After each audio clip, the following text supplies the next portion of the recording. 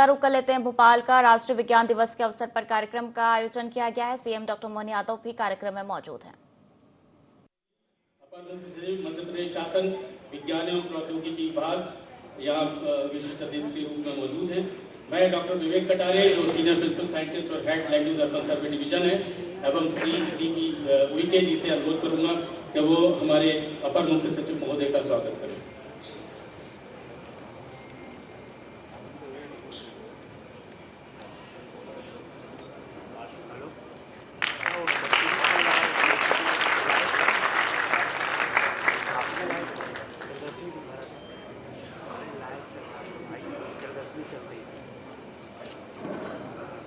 हमारे बीच में श्री अशोक कड़ेल जी जो संचालक हैं हिंदी ग्रंथ अकादमी के विशिष्ट अतिथि के रूप में मौजूद हैं। मैं श्री निरंजन शर्मा और श्री ऐसे रजा दोनों सीनियर प्रिंसिपल साइंटिस्ट हैं, उनसे अनुरोध करूंगा कि कृपया आदरणीय श्री अशोक कड़ेल जी का स्वागत करें।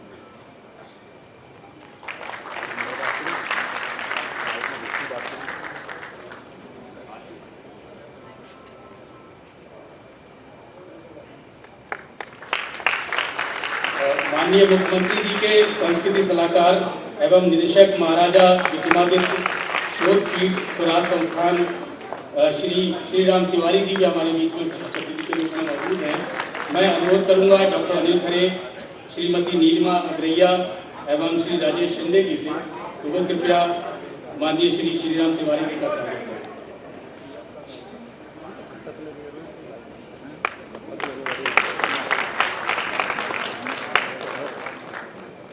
हमारे परिषद के महानिदेशक महोदय एवं वैज्ञानिक सलाहकार मध्य प्रदेश शासन डॉक्टर अनिल कोठारी जी भी हमारे मंच पर आसीन हैं।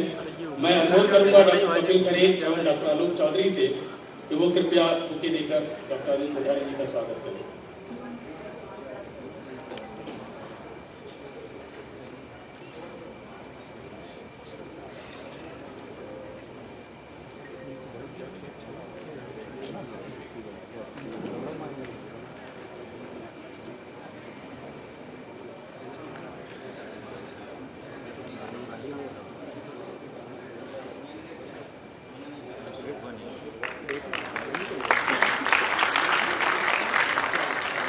अतिथियों के स्वागत एवं सम्मान उपरांत मैं अनुरोध करूंगा डॉक्टर अनिल कोठारी जी से कि वो कृपया स्वागत उद्बोधन प्रस्तुत करें। सभी को नमस्कार। राष्ट्रीय विज्ञान दिवस 2025 की आप सबको बहुत शुभकामनाएं। आज के इस गरिमामय कार्यक्रम में उपस्थित प्रदेश के यशस्वी मुख्यमंत्री माननीय डॉक्टर मोहन यादव जी जो विज्ञान एवं प्रौद्योगिकी परिषद के अध्यक्ष भी हैं, हम लोगों के बीच उपस्थित हैं। आपके नेतृत्व प्रेरणा से ऐतिहासिक ग्लोबल इन्वेस्टर समिट का आयोजन हुआ है, जिसने प्रदेश के विकास में एक स्वर्णिम अध्याय प्रारंभ किया है। लाखों की संख्या में रोजगार, स्वरोजगार, स्टार्टअप, इनोवेशन, अनुसंधान एवं कौशल विकास के अवसर प्रदेश के युवाओं को एवं शोधार्थियों को और छात्रों को इससे मिलेंगे। आइए हम अपने मुख्यमंत्री जी का करतल ध्वनि से यहाँ स्वागत वंदन एवं अभिनंदन करें। आज के इस कार्यक्रम में हम लोगों के बीच में माननीय श्री संजय दुबे साहब, माननीय श्री अशोक कड़ेल जी, माननीय श्री राम तिवारी जी, MPCST के सभी साइंटिस्ट, विभिन्न संस्थाओं के वैज्ञानिक, शिक्षक, शोधार्थीगण और पूरे प्रदेश से ऑनलाइन माध्यम से प्रतिभागीगण जुड़े हैं। आप सभी का इस कार्यक्रम में स्वागत वंदन है। राष्ट्रीय विज्ञान कांग्रेस का आयोजन पूरे प्रदेश में 250 से अधिक विश्वविद्यालयों, महाविद्यालयों, स्कूल एवं अन्य वैज्ञानिक संस्थाओं में वैज्ञानिक गतिविधियों, कार्यशालाएं, संवाद सत्र, विज्ञान आधारित प्रतियोगिताओं के माध्यम से किया जा रहा है। इसमें बहुत बड़ी संख्या में प्रतिभागी भाग ले रहे हैं। हम माननीय मुख्यमंत्री जी को बताना चाहेंगे कि विज्ञान प्रौद्योगिकी विभाग एवं परिषद द्वारा सतत रूप से प्रदेश के वैज्ञानिकों, शिक्षकों, शोधार्थियों एवं छात्रों के लिए अनुसंधान के अवसर, स्टार्टअप, इनोवेशन के अवसर, फेलोशिप, इंटर्नशिप के अवसर, कौशल विकास के अवसर और उद्यमिता विकास के अवसर के साथ ही रोजगार सुराज के अवसर विभिन्न योजनाओं के माध्यम से प्रदान किए जा रहे हैं। भारतीय ज्ञान परंपरा, हिंदी में विज्ञान एवं विज्ञान पर्यटन से भी युवाओं को जोड़ के हम लोग कार्य कर रहे हैं। परिषद द्वारा माननीय मुख्यमंत्री जी की प्रेरणा एवं निर्देशानुसार विगत समय में उल्लेखनीय कार्य किए हैं, जिनमें कुछ इस तरह IIT गांधीनगर के साथ क्रिएटिव लर्निंग सेंटर की स्थापना, जबलपुर उज्जैन में साइंस सेंटर की स्थापना, डोंगला वेधशाला का ऑटोमेशन का कार्य, तारामंडल को नवीनतम तकनीक से सुसज्जित करने का काम, ल्यूमिनस डेटिंग लैब की स्थापना का काम, नेशनल चिल्ड्रन साइंस कांग्रेस का आयोजन, प्रधानमंत्री फसल बीमा योजना के अंतर्गत उत्कृष्ट लैब निर्माण का कार्य, defence innovation and development wing का कार्य, अनुसंधान परियोजनाओं का कार्य, विज्ञान उत्सव, वैज्ञानिक सम्मेलन, संवाद सत्रों, कार्यशालाओं के आयोजन का कार्य, छात्रों हेतु ट्रेवल ग्रांट एंड फेलोशिप देने का कार्य, प्रदेश के समस्त जिलों में मास्टर प्लान बनाने का कार्य, प्रदेश की जल संरचनाओं को जिलेवार वैज्ञानिक विश्लेषण एवं दस्तावेजीकरण करने का कार्य, ड्रोन, AR, VR और नवीन तकनीकों पर आधारित कार्य हम लोगों द्वारा किए गए हैं। माननीय मुख्यमंत्री जी के विजन एवं प्रेरणा और निर्देश अनुसार हम बहुत शीघ्र आगामी बहुत काम करने वाले हैं, जिसमें कि साइंस सिटी के निर्माण का कार्य, विज्ञान केंद्रों की स्थापना का कार्य, पूरे प्रदेश में विज्ञान प्रौद्योगिकी एवं नवाचार हेतु अधोसंरचना विकास का कार्य शामिल है। समस्त विश्वविद्यालयों में पेटेंट एंड टेक्नोलॉजी केंद्र की स्थापना का कार्य भी प्रस्तावित है। साइंस और व्हील ग्रामीण क्षेत्रों तक विज्ञान पहुंचाने के लिए प्रारंभ कर रहे हैं। विज्ञान फिल्म फेस्टिवल राष्ट्रीय स्तर का ये हमारा प्रस्तावित है। परिसर में माननीय मुख्यमंत्री जी ने निर्देश दिए थे, उस अनुसार हम स्टार्टअप, इनोवेशन, अनुसंधान, कौशल विकास आधारित टेक्नोलॉजी पार्क की स्थापना हमारे परिसर में ही हम करने जा रहे हैं। ये कार्यक्रम प्रदेश के 40 स्थानों से डायरेक्ट कनेक्टेड है और ये सीधे हमारे माननीय मुख्यमंत्री महोदय के कार्यक्रम को सीधे बच्चे वहाँ पर कई स्थानों पर देख रहे हैं। इस कड़ी में मैं अनुरोध करूंगा श्री अशोक कड़ेल जी, जो संचालक हिंदी ग्रंथ अकादमी है, हमारे बीच में विशिष्ट अतिथि के रूप में है, कृपया हमें उद्बोधन प्रदान करें।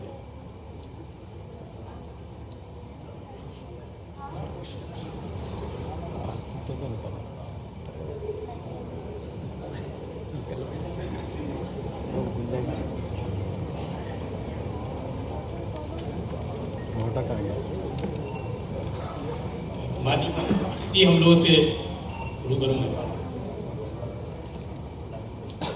माफी चाहता हूँ, थोड़ा सा समय की दिक्कत है।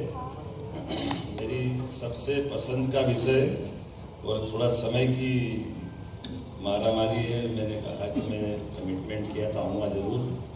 और जिस प्रकार से हमारा अपना वर्तमान का समय चल रहा है, मंच पर विराजमान ACS संजय दुबे जी, डॉक्टर अनिल कोठारी जी ने विस्तार से विषय रखा, श्रीमान श्रीराम तिवारी जी संस्कृति सलाहकार, श्रीमान अशोक कड़ेल जी, श्रीमान विकास सेंडे जी प्रधान वैज्ञानिक विज्ञान प्रभारी लोक व्याकरण, सुनील गर्ग जी, इस अवसर पर आप सब मौजूद समस्त विज्ञान मित्रगण, पत्रकार साथियों, प्रदेश भर में लाइव प्रोग्राम जो सुनाया गया, बताया गया, तो जो जहाँ से भी मेरी आवाज़ पहुँच रही है, आप सबका वंदन करता हूँ, अभिनंदन करता हूँ, आपको नमस्कार करता हूँ।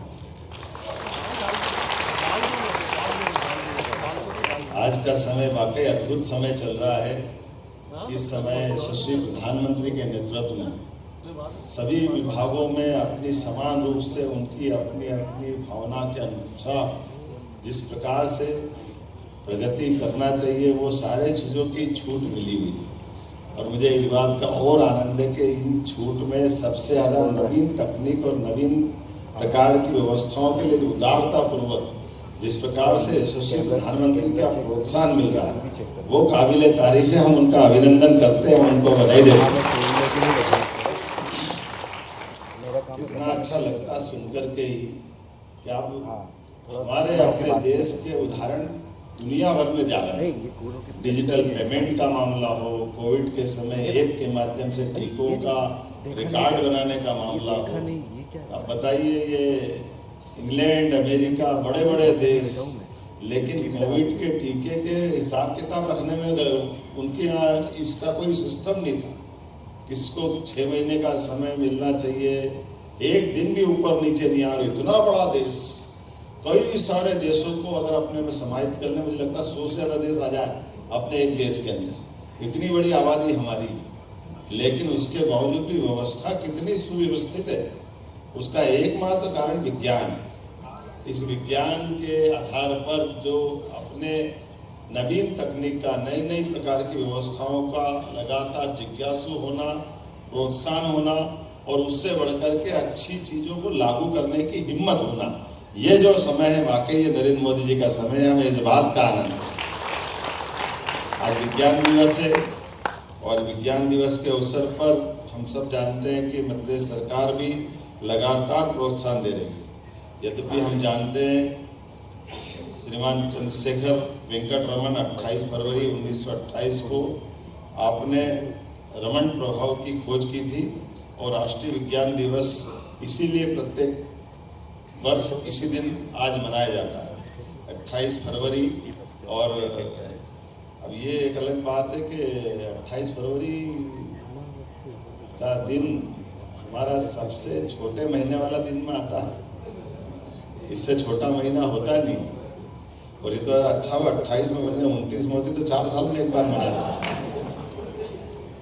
ये हमारे लिए बड़ी अलग प्रकार की दुनिया है, लेकिन इसके हिसाब लगाने जाएं कि हमारे यहाँ विज्ञान की जिज्ञासाएं और विज्ञान के आधार पर व्यवस्थित हमारी सारे सिस्टम।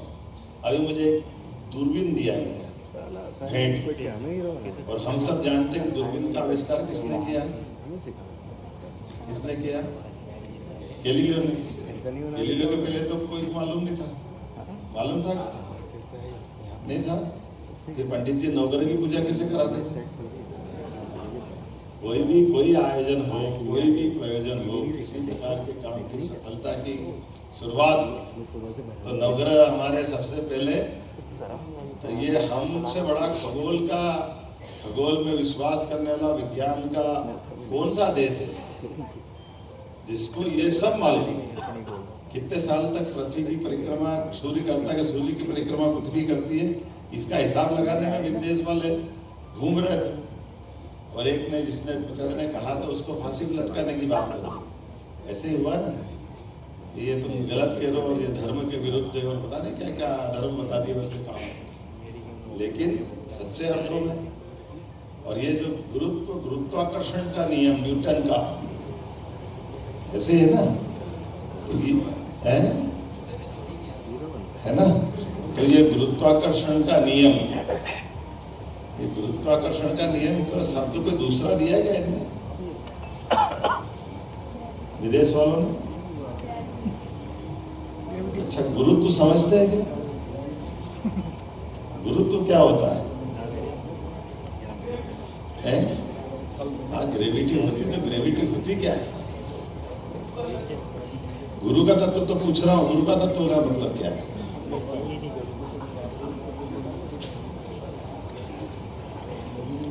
गुरु का अर्थ क्या है? गुरु का एक अर्थ ये भी निकलता है कि हर भारी चीज हल्की को अपनी तरफ खींचती है। इसलिए ये आकर्षण, और इसको हमारे सम्मान के भाव में दिखाएंगे तो मैं अलग ढंग से बताऊंगा। लेकिन जैसे गुरुत्वाकर्षण की कक्षा में चंद्रमा, तो वो हमारी परिक्रमा कर रहा है, और पृथ्वी किसकी परिक्रमा कर रही है? भारी कौन हो गया? और सूर्य किसकी परिक्रमा कर रहा है? सौरमंडल पूरा ही किसकी कर रहा है? आकाशगंगा। और आकाशगंगा किसकी परिक्रमा कर रही है? और ऐसे हमारे शरीर के अंदर भी रोम रोम, हम भले ही बैठे हैं, लेकिन अभी हम बैठे हैं या चलायमान है? चलायमान है ना। अंदर भी इलेक्ट्रॉन, प्रोटॉन, न्यूट्रॉन, जहां भी देखो सब कोई चल रहा है, कोई रुक ही नहीं रहा। इसलिए अपने यहाँ कहा गया चरे वेती चरे वेती थे, चरे वेती ये हमारा वैदिक वाक्य है ना, वेद वाक्य में आ गया कि नहीं आ गया? कि कोई रुक ही नहीं रहा है और समय भी चल रहा है। इन व्यवस्थाओं के आधार पर जब सब कुछ गतिमान, एक दिन की जिंदगी के लिए कितनी कोशिकाएं मरती है, हमारा अपना भी स्वयं का शरीर प्रति क्षण बदल रहा है। कोई ऐसा नहीं कि उसका चित्र उसका ही है। एक दिन की जिंदगी के लिए 1 लाख कोशिकाएं मरती है, तो हमको एक दिन की जिंदगी मिलती है। और एक दिन की जिंदगी के बलबूते पर हमसे जो अच्छा परमात्मा मौका दे रहा है उसको जितना अच्छा कर सकते हो वो करने का अवसर भी उसी में छिपा हुआ है। आपकी फिल्म बनती नहीं, इतने सारे फोटो इकट्ठे करके कैसे बनती, इन व्यवस्थाओं को जोड़ के तो बनती है। हमारा अपना स्वयं का माँ के गर्भ के समय आया हुआ आत्मा रूपी तत्व शरीर छोड़ने तक लगातार चलायमान। इसलिए इन व्यवस्थाओं के आधार पर हम देखते हैं। जैसे अपन अभी कहें कि हमारे मुंह कितने हैं, सचिन कितने मुंह हैं?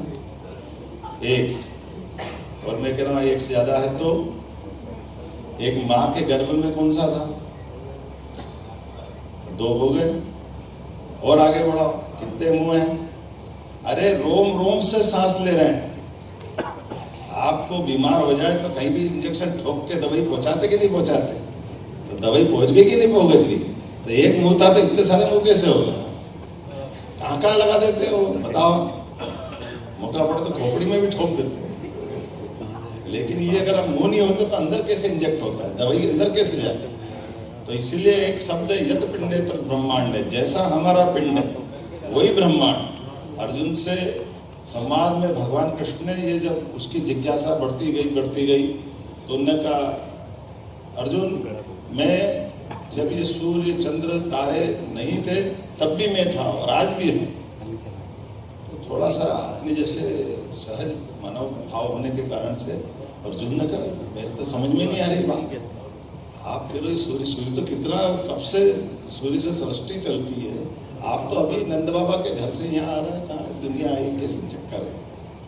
तो उन्होंने कहा ये तेरे कष्ट है, इस कष्ट को समझने की तेरे को तेरी जो निगाह है, तेरी जो दृष्टि है, ये चर्म चक्षु वो नहीं देख पा रहे हैं जो मैं देख पा रहा हूँ।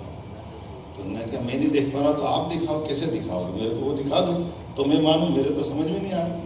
तो उन्होंने कहा तेरे को मैं दिखाने के लिए एक काम करता हूँ, मेरी चक्षु देता हूँ। तो हम सब जानते हैं कि चर्म चक्षु के बजाय उनने उनके ज्ञान चक्षु दिए, और ज्ञान चक्षु जैसे दिए और अर्जुन ने जो देखा सामने से, तो अर्जुन का तो दिमाग ही चकरा गया। कोई आदि ना अंत, एक सूर्य से आंख मिलाओ तो अपनी आंखें चूंद दिया जाती, हजारों सूर्य चारों तरफ से, इतनी ऊर्जा, इतनी प्रकाश, इतनी प्रकार की व्यवस्था, आगे पीछे ऊपर नीचे हर तरफ से मुंह चल रहा है, शरीर चल रहा है, डरावना पूरा दृश्य बन गया।